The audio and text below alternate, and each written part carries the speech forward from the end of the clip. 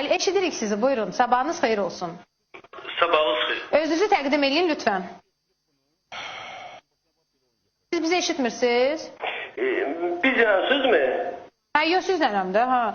Deyirəm ki, özünüzü təqdim edin, zəhmət olmasa. Doktor Kərimov tibb bilimləri namizədir. Çox Mərkəz gözəl. Dəmir Yol Xəstəxanasının şöbə rəisi. Çox gözəl. Buyurun doktor, fikirlərinizi eşitmək istəyirik. Buyurun. Cənab xanım, əsas məsələlərdən biri nədir?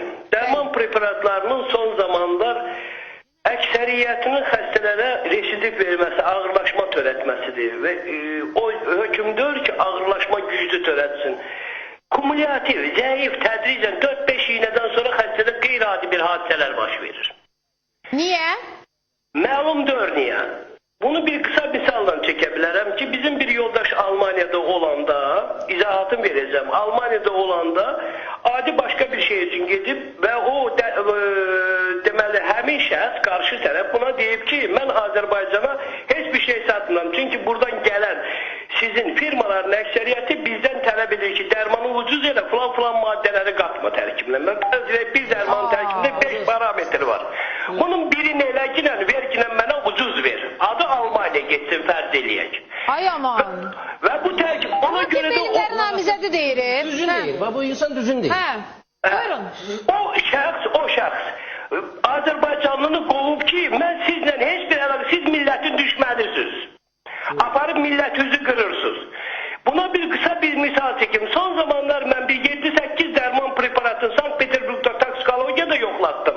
Ve onun dalınca düştüm ki burada firmalar hakkında ölçü götürüp bize dediler ki bizim öz ekspertizamız var. Gelin öz işinizle meşgul olun. Dəhşətə baxın. Fikir verirsiniz mi? Bunu tibb bilimləri namizədi. Bax, mən bayaq deyəndə qəribliyə salınırdı. Şöbə müdürü deyir. Almaniyada 10 antibiotikdən 8'i su çıxır. Çok hörmətli. Doktor fikrini bitirsin, xahiş edirəm, bir adama üzr istəyirəm. Birinci mesele budur ki, dermanlar xəstələrə kömək eləmir. Bir yoldaş o düzgün danıştı və yaxud da fəsad verir.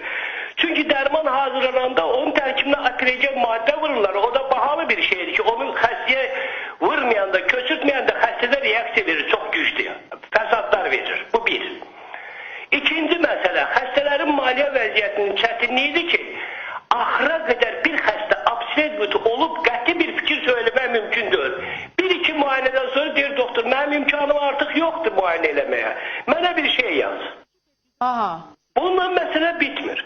Yəni bu qiymətlərin bahalı olması ilə irəli gəlir ki, o ultrases müayinəsi filan, analizlər bahadır, imkanları çatmır xəstələrin. Analizlər bahadır, kompüter bahadır, angiografiyalar bahadır, bir bizdə bahadır, bütün dünyada belə.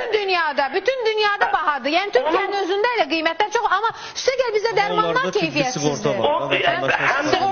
Həm də dərmanlar keyfiyyətsizdir, Rövşənə xanım. Bu bir.